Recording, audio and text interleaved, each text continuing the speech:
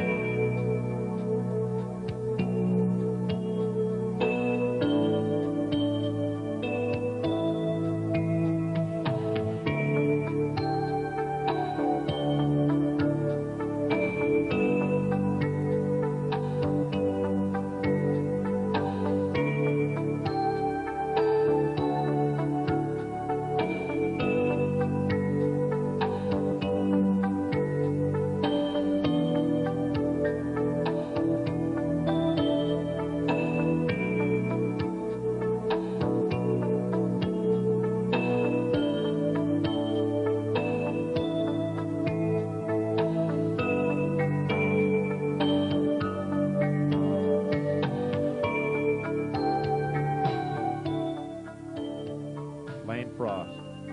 This man's life has touched us all. He'll be greatly missed.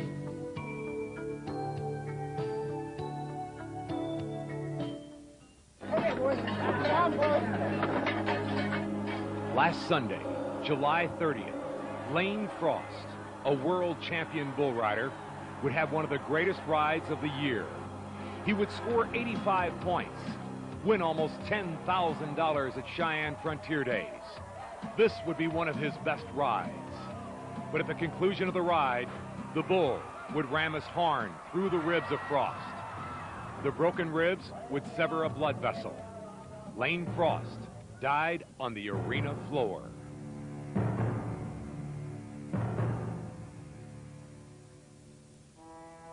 It's May of 1983.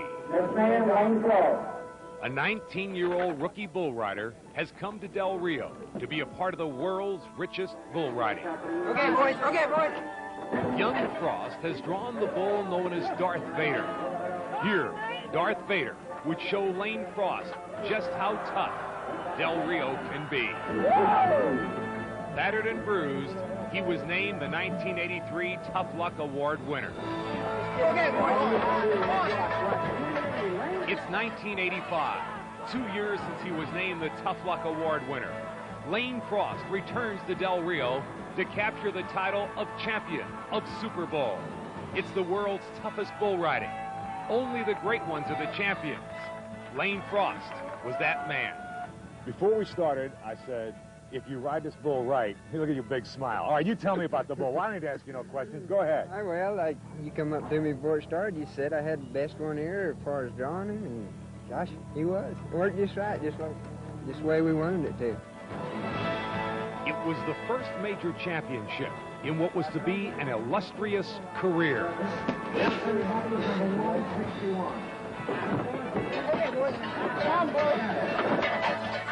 It's May of 1986. Lane Frost, back in Del Rio one more time, is about to repeat his title as champion among the world's greatest bull riders. Now, what do you say, Del Rio? Ooh. Lane Frost was named the co-champion along with his traveling partner, Tough Hedeman. And once again, his body took a beating. Congratulations, you guys. Tough. I'm really glad to see you Thank you again. very much. Thank you. Appreciate it. Thanks for coming again. That's what we like. With all the beating he takes, ain't it about time? See, you make it look so easy. He goes out there and gets his butt kicked and picks it up. Well, it's easier for him than it is for me.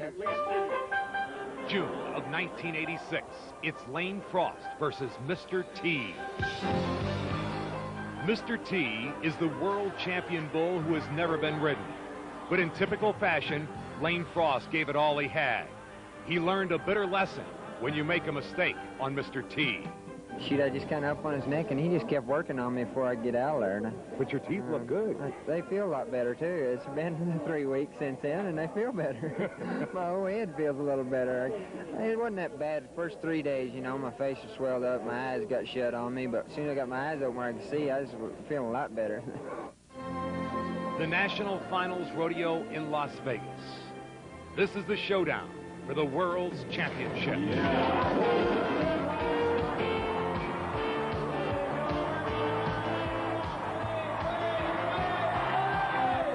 Lane Frost had so many spectacular rides at the National Finals, they almost become a blur in our memory bank.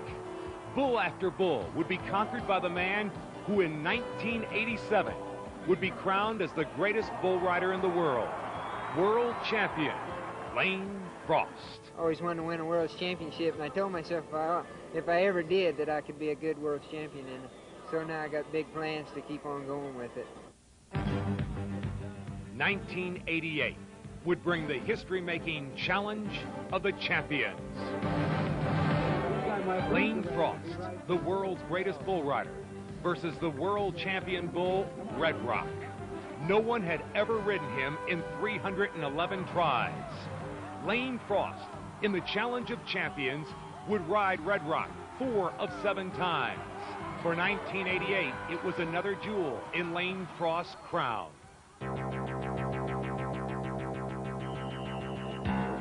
But 1989 would see the world champion involved in some of the most violent wrecks of his career. The bulls were battering his body.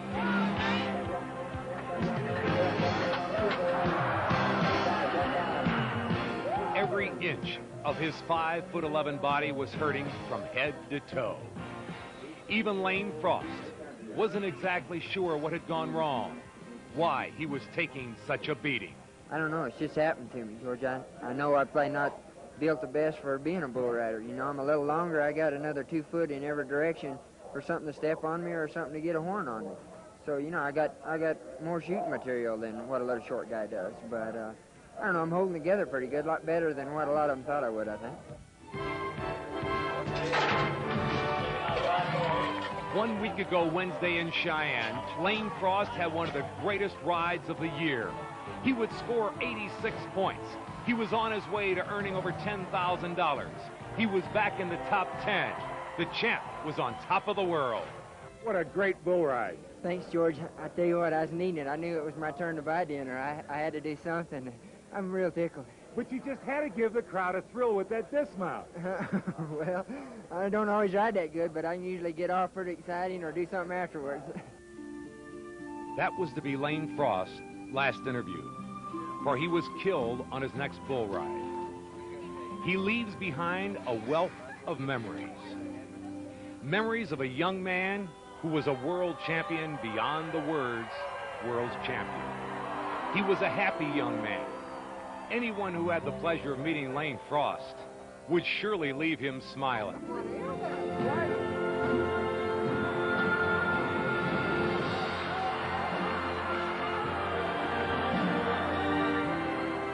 If it is true that a man's wealth is to be measured by how much he was loved, then Lane Frost was a very wealthy man. A champion in the arena, a champion in life. That was Lane Frost.